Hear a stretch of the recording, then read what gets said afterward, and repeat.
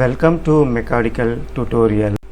I am going to teach you different techniques in SolidWorks for mechanical engineers.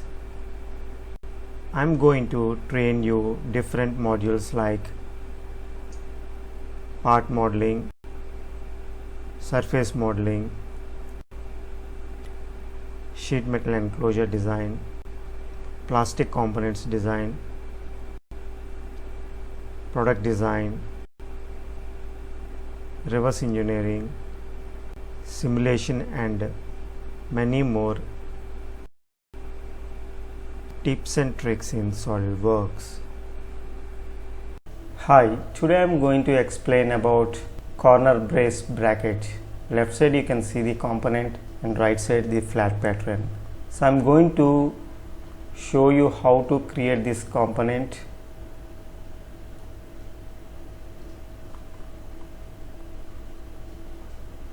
See, this is the flat pattern.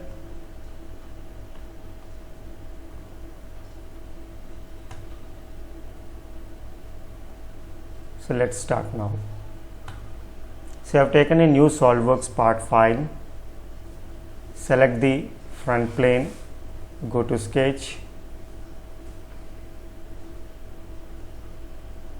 select center rectangle,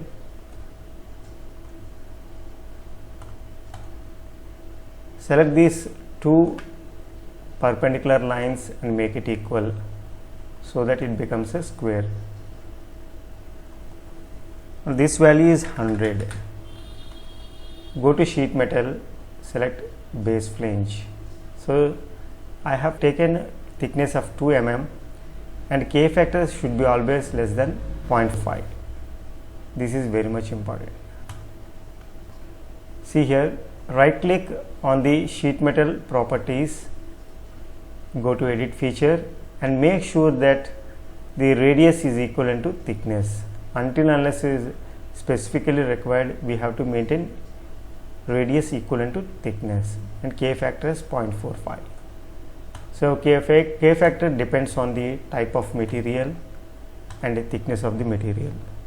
Now I am going to create edge flange. So select this edge and move rightward and place it here. See here in flange position we have to select the material inside. See here, top view. See, I will show you the difference. See, it is coming outside, so it is not maintaining exactly 100. See here. So in order to maintain exact value, we have to select material inside. So this edge is equivalent to this edge, exactly 100. So here, come out of this edge flange. See here. Now we have to edit sketch. So depending on the requirement, we have to modify this. So here I am going to assign this is 100. So sketch is always should be a fully constrained. So we have to make sure that. So this sketch is fully constrained now. Now I am going to add 2 edge flanges. So I am going to select this face, move this side and this face. See here how it is going to create. See here, I will keep it in top view. See. So here we have to maintain gap based on our requirement, depends on the precision. So here I am going to take 0.1. See, the gap is reduced now. Depending on the manufacturability and requirement of the product, we have to maintain this gap. And here also we have to select material inside, that is important, and come out of this edge flange. Now we have to fully constrain these 2 sketches. See here I am going to edit this sketch.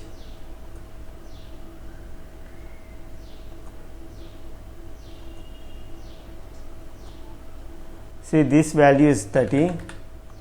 and say OK. See, for modifying the other sketch, we have to assign the dimension, or else if you want to maintain equal distance, what we have to do is show the sketch, and we have to show this. So unhide all entities, so we can see this is view option.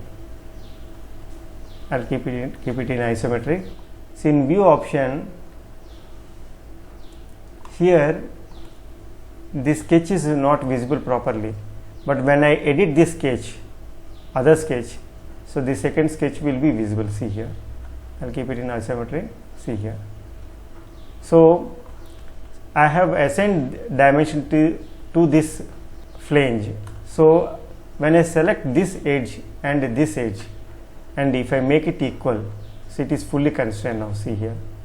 So whenever I modify this sketch, for example, I am going to modify this to 45. See here. See, it is automatically updating the other flange. See here. So that is the advantage.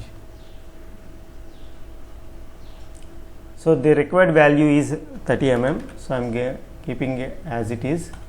Now whenever we create two flanges simultaneously at one point, so I am going to hide this sketch. See here. So when we create these kind of flanges, there is a problem like material coming outside. See here. This is not recommended. See, I will show you in flat pattern. See here. This is not recommended. So this is a additional material.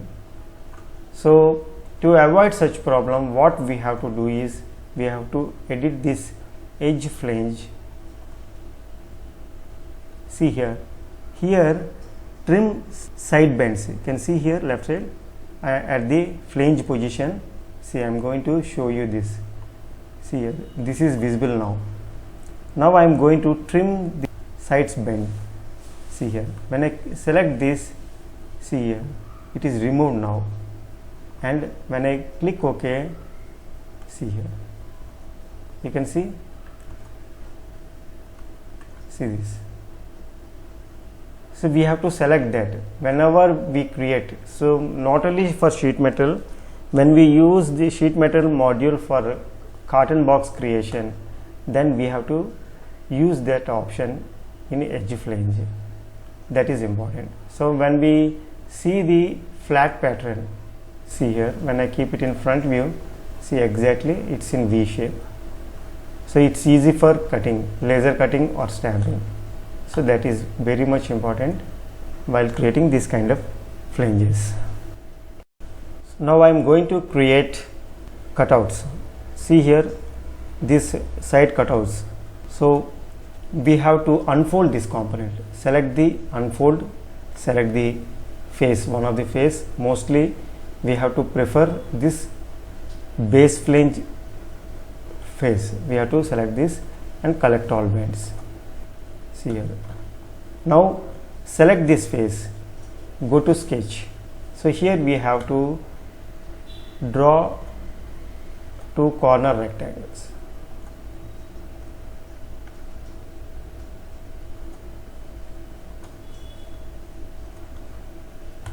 And make sure that these two are equal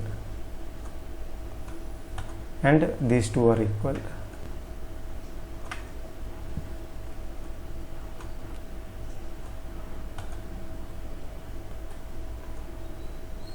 So this is 72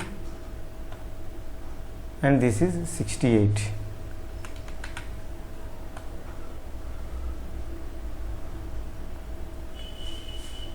Now select the extruded cut, link to thickness and normal to cut.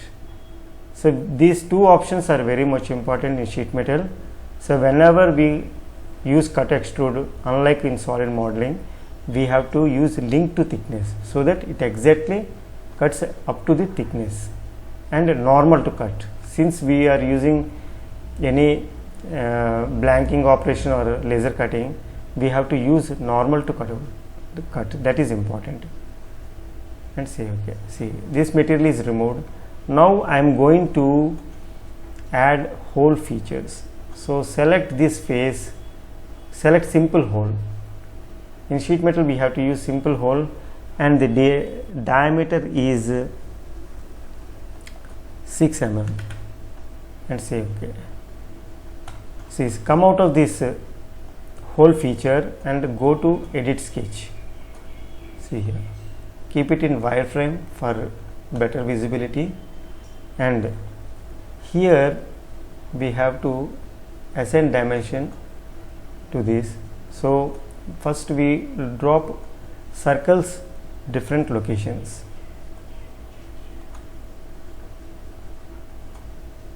I am going to create in one direction.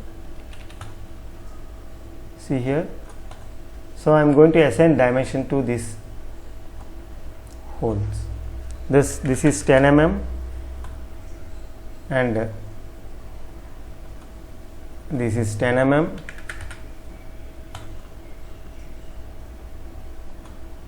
This is a 10 mm.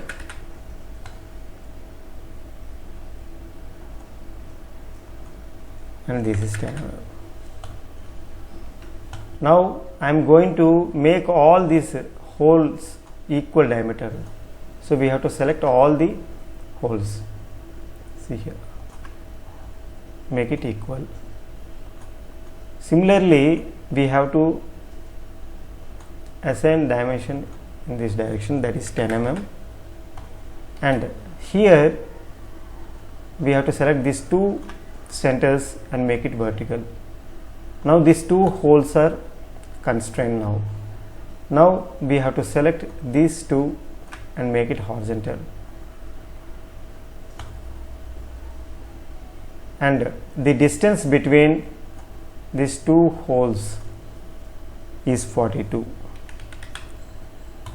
See here,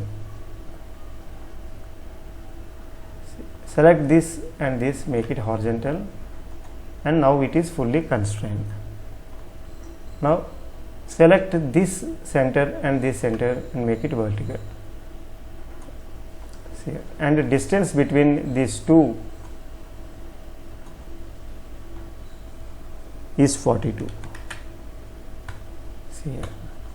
Now what we have to do is draw a center line. See, to maintain the center we have to select a center of this edge. See here, since it is not at the origin, we have to select that edge. So I have drawn this center line. Now select the mirror entities command and select all the circles. See, now select mirror about this axis. So now it is symmetric. Now keep it in shaded form and come out of the sketch. So this is created now. Now we have to fold this. Select fold and collect all bends and say OK. See here.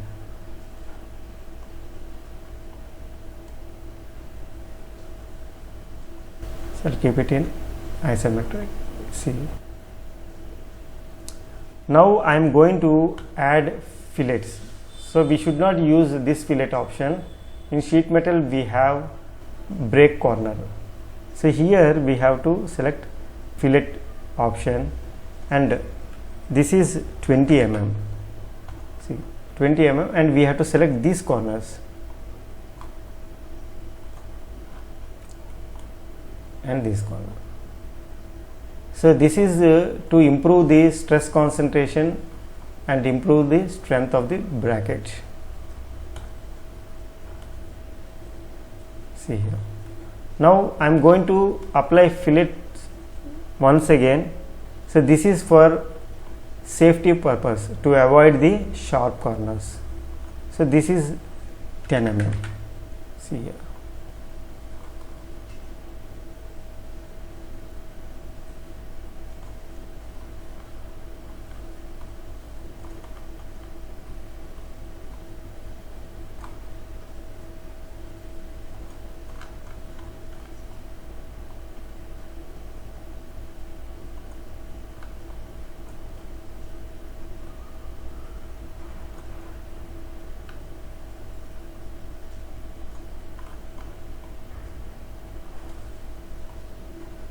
see here, and say OK.